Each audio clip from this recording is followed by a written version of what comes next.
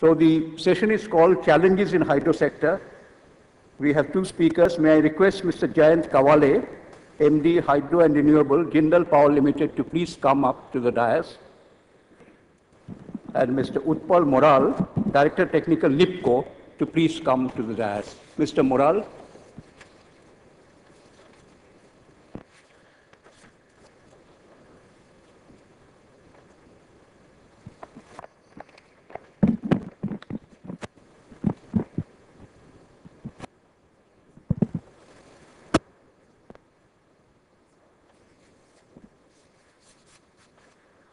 Mr. Moral probably hasn't come as yet. All right, okay. Mr. Jayant Srinivas Kawal, he joined the Indian Administrative Service in 1981. He is postgraduate from Jawaharlal Nehru University, New Delhi, and has acquired International Diploma in Public Administration from École Nationale d'Administration, Paris.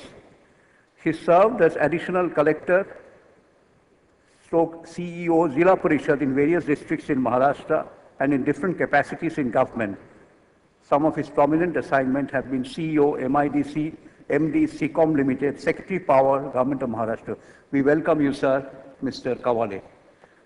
Now, the session is for half an hour, and since we have two panelists, I would request you to speak for about 10 minutes each, and then we leave the floor open for questions and answers so that we can finish it on time. Over to you, sir.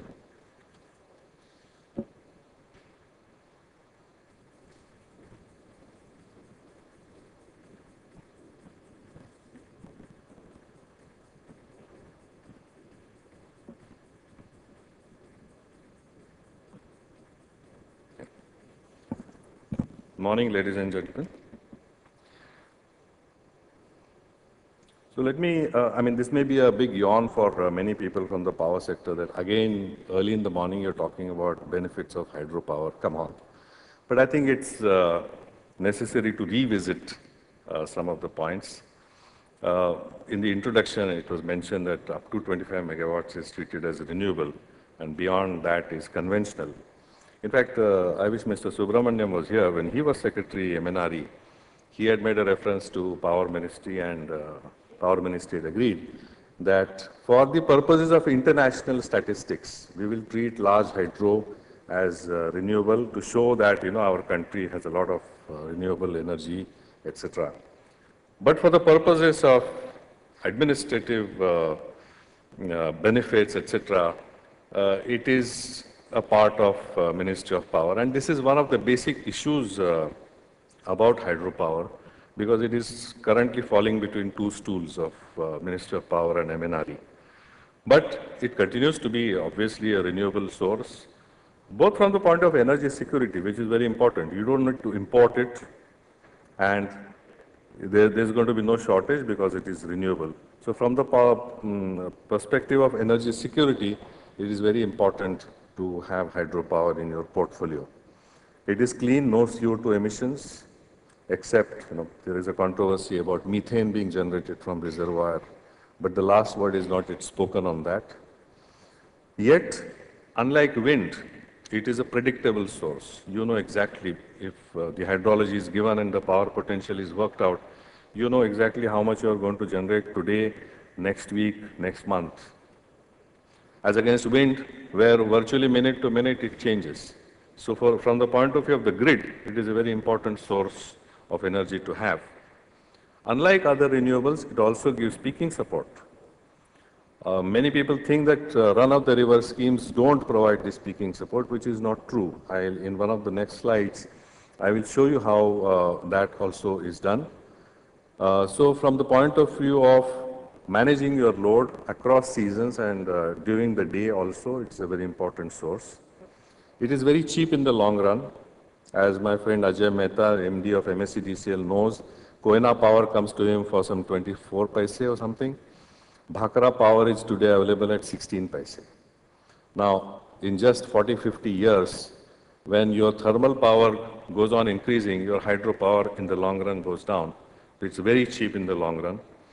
It is very good for the development of remote areas, as some states have already experienced, like Himachal Pradesh. It's a very important source of revenue for that state. And Government of India is also very happy because to that extent, the financial support that needs to be given to those states comes down. In case of Arunachal Pradesh, for instance, if all the projects that they have allotted so far are implemented, Arunachal will get yearly revenue from the 12% free power of almost 10,000 crores. Now imagine a state which has a million population, give or take 100,000, you get a revenue of 10,000 crores a year. It is unimaginable. It comes to about 1 lakh per capita per year. And just imagine the impact of Government of India finances because it doesn't have to support that state any longer. So this is a very important consideration. It's the source of states, revenue for states without other natural resources. And in a situation where you should not be unlocking your economic potential of forests because you want to preserve forests, what other source of revenue can those states have? And like our neighbor Bhutan, I think Mr. Tinley is here, has experienced, it's a very important contributor to their GDP. Now, for all these various reasons, in India, the ratio of thermal to hydro is considered, 60-40 is considered to be the ideal. But what has happened in practice? From the first plan onwards, we have all these figures. We did very well in the first few plans till we reached 45% in the year 66 to 69. That is when all the big projects of Bhakra, Koyna, Hirakud, etc., these all came up. Thermal was not such a attractive idea at that time, for whatever reason. But then we started slipping over the years. It is also around 74 that NTPC was formed. And the way NTPC has taken off, of course, it has contributed. But it has ensured that the percentage of hydro falls. NHPC was formed around the same time. But by now, in about 40 years, NHPC has done only 5,000 megawatt, whereas NTPC has done about 40,000 megawatt. So that is the difference. That is because hydro projects are more complicated to do. They take longer, whereas thermal projects can be done faster. So now we are in a situation, as of last year, where the percentage has come down to only 20%, which is dangerous. So what happened in the last plan? There are unfortunately some gaps in this data. Against a hydro target of 15,000, we did 6,000. And against the thermal target of 59,000, we did 43,000. Which means that against the target, thermal has done much better than hydro due to all the various reasons that we will discuss. And what is going to happen in the next few plans, 12th and 13th plans? 12th plan target is 79,000, of which hydro is 9,200. And 13th plan, not a target, but they're talking about, again, 79,200, of which hydro will be 12,000. So this gap between thermal and hydro is set to increase even more. And in the document of the plan, CEA says, due to issues of water rights, resettlement, and environmental concerns, as well as due to natural calamities, geographical surprises, etc., it is not possible to set a higher target than this in the 12th plan. Now, why can't we sort out these issues as we should? Because if we want to have 40%, we need to address these issues. But CA has left it at that. So the bottom line is that the percentage has come down from 45% in 1970 to 20%. Recently, a number of hydro players have announced withdrawal. I don't know if it is true, but Lanco has announced withdrawal. And we see that a number of players have slowed down their hydro activity. And this we can make out because people from those companies are now applying for jobs in companies which are active in hydropower, like ours. So we get applications from various companies, and in the interviews we ask them. So they say, no, our company has slowed down hydro activity.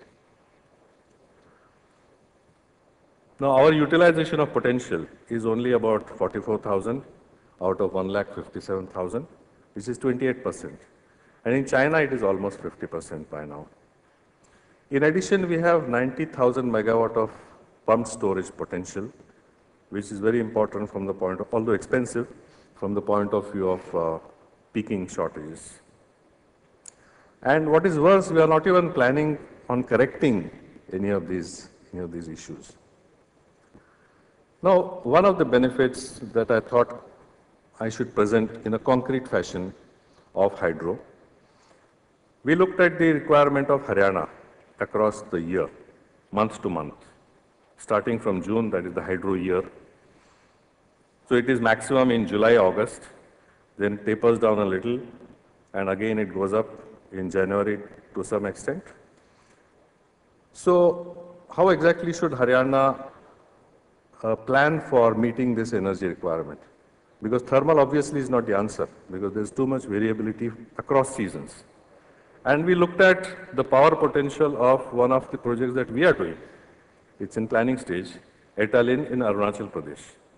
Now in Arunachal, as you know, the monsoon starts earlier, much earlier, sometime in April. So we plotted the generation from Etalin project across months, and we had this graph. It almost exactly matches the power requirement of Haryana from month to month. So this would, to some extent, illustrate, now Punjab. Punjab, it is even more glaring, because the sudden fall from August down to September, October is very precipitous. So Punjab needs to plan for seasonal peaks.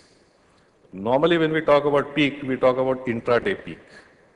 Morning peak, small morning peak, and then evening peak. And we plan for that. But who will plan for these seasonal peaks when your entire energy demand is concentrated in a few months? Thermal is not the answer because it cannot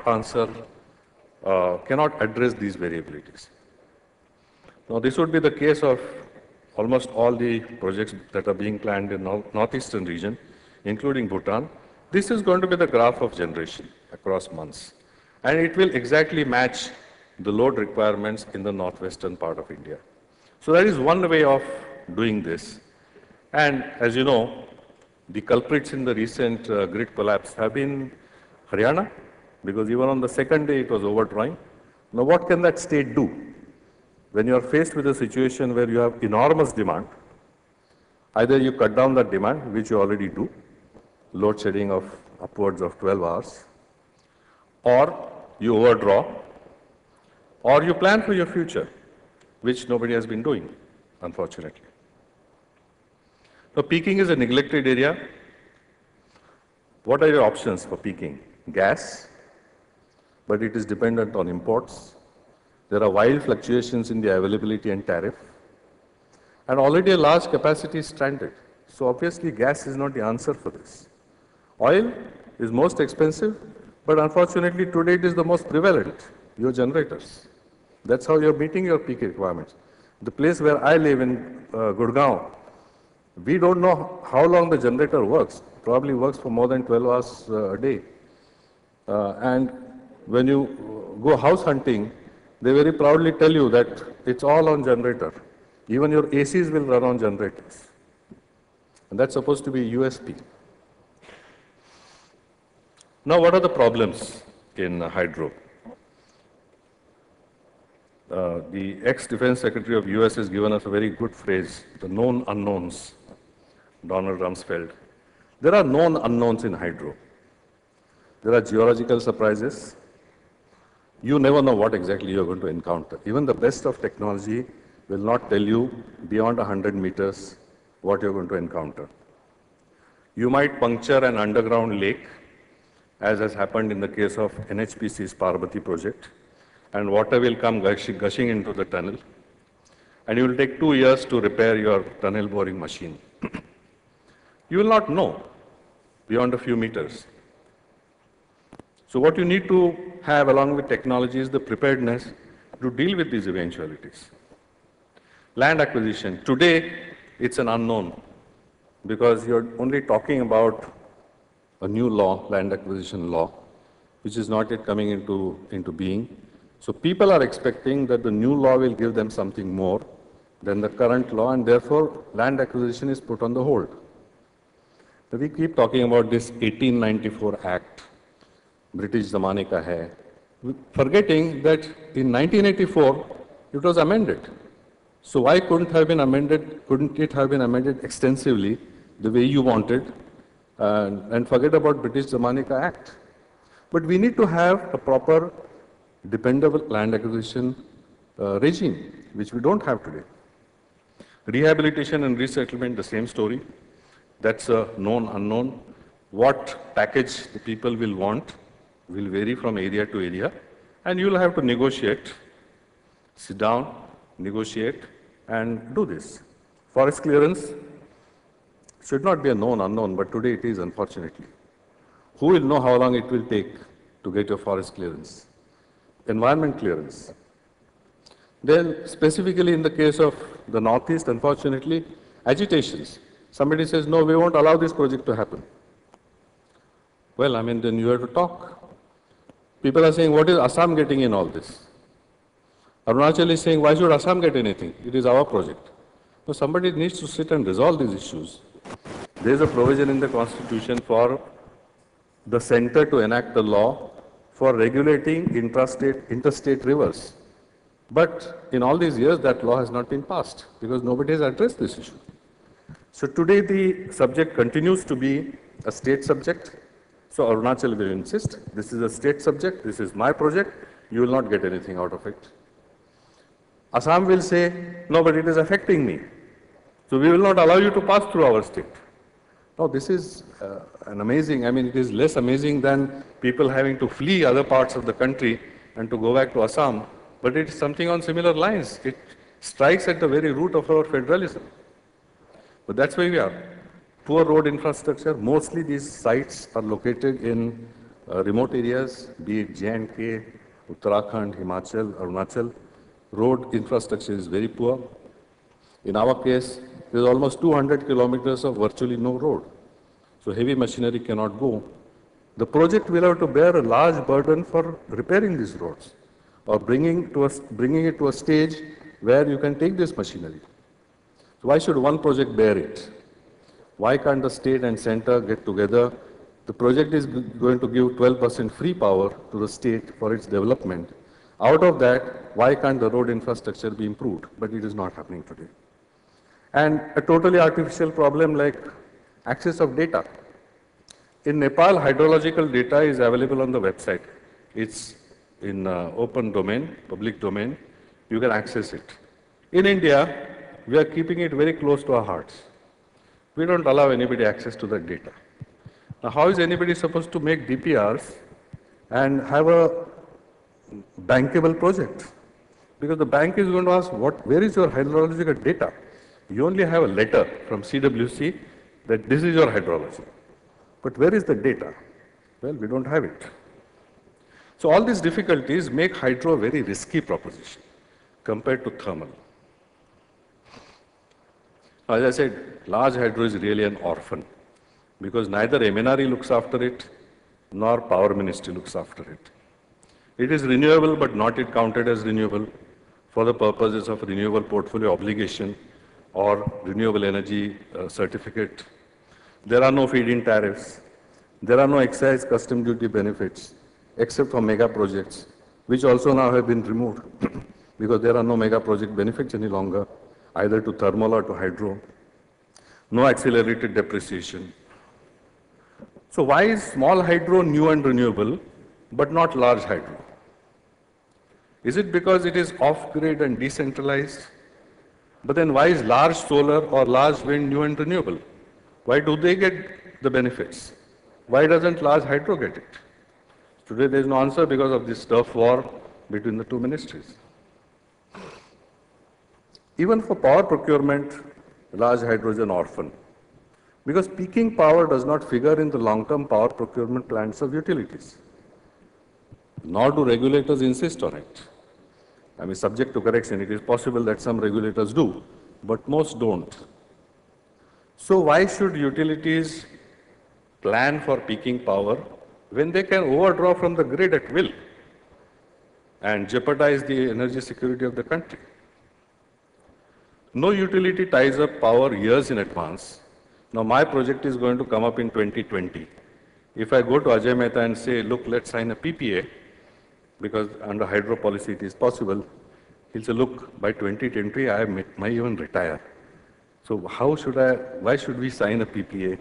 If I go to the minister, chief minister, he'll say there are going to be 2 elections in between. Why should I think about 2020? Let's talk about next week. Let's talk about next month, at the most next year. So this sort of horizon nobody has for various reasons. So why should they today say, okay, let's have a PPA for a project that is going to happen in 2020?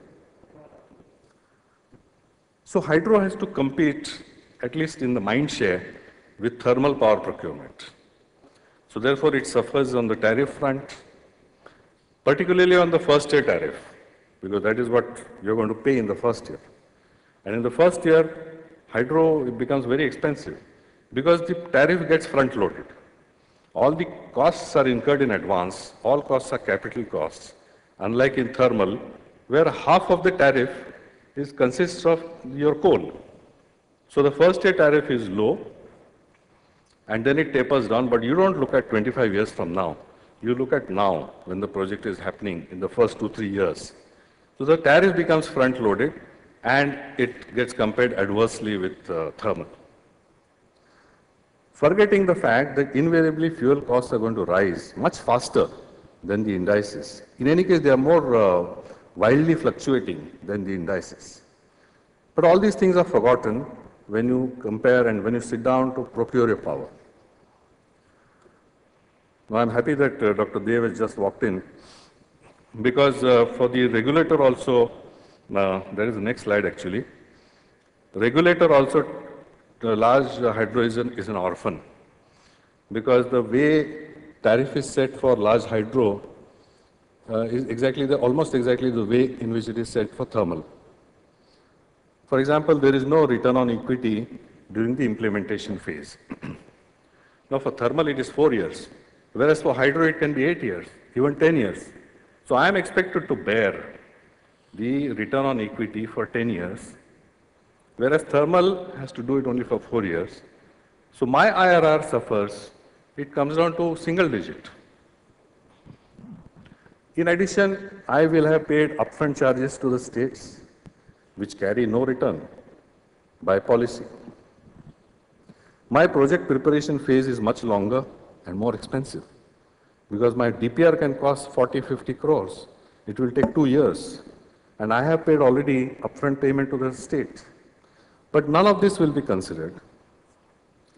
The approach road that I talked about, that also casts a heavy burden, and that has all to be incurred in advance before the project implementation starts.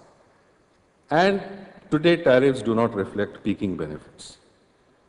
So through all this, large hydro as compared to thermal gets a stepmotherly or orphan treatment for tariff setting.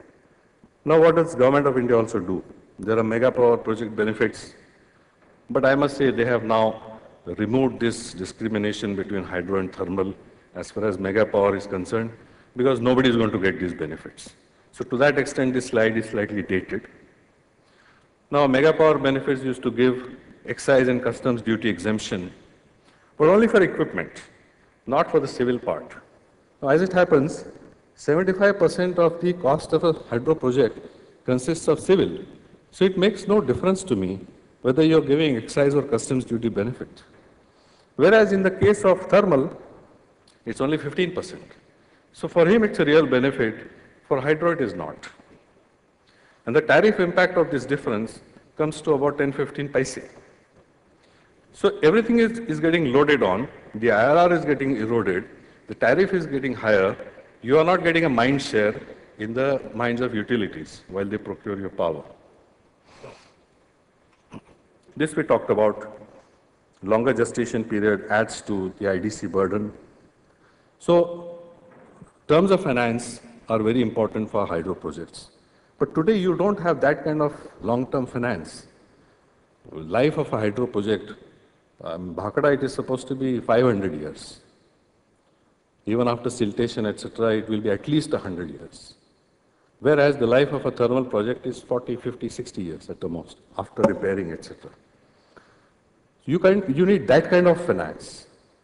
But if not 100 years, 60 years, at least 30 years, 25 years. But you don't get that today. If you are able to get it, then your tariff will be slightly backloaded and it will compare more favorably with thermal. What could the states do? After having given allocation of projects, the state actually forgets about it because they have collected their upfront payment. The next payment is going to come after the project starts, which is 8 years away. Again, 2 elections in between, so I don't care when it comes. But if they were to be, and some states are more progressive, I must say, they should be more proactive in matters of clearances, at least as far as the state clearances are concerned. There should be more of a proactive interface between project developers and the people, because they are in the best position to do so.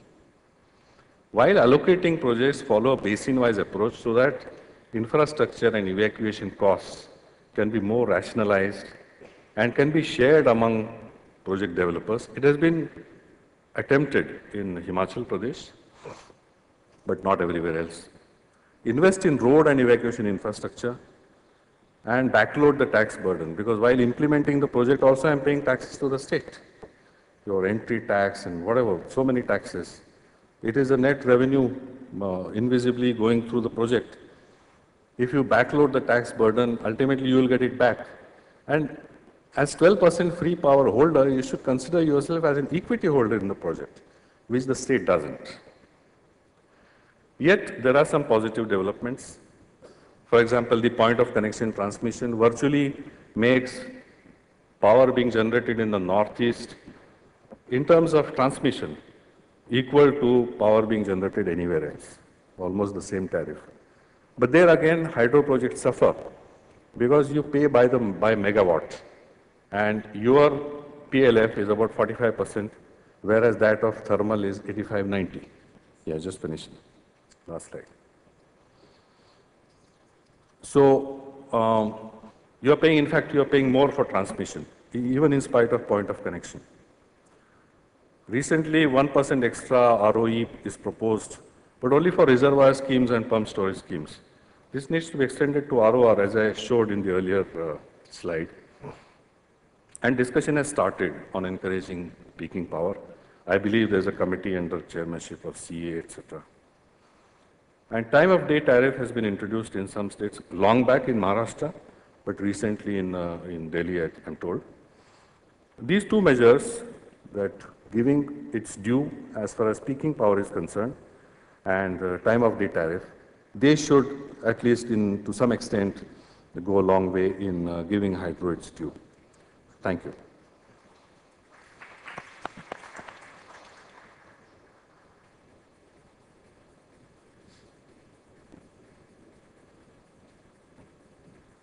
Thank you, Mr. Kawale, for giving us an overview of hydropower, challenges faced by hydropower. I'm afraid we do not have any time for questions and answers, but Mr. Kawale is here with us, so you can ask him and discuss problems of hydropower during the break. Thank you very, very much, Mr. Kawale. Thank you.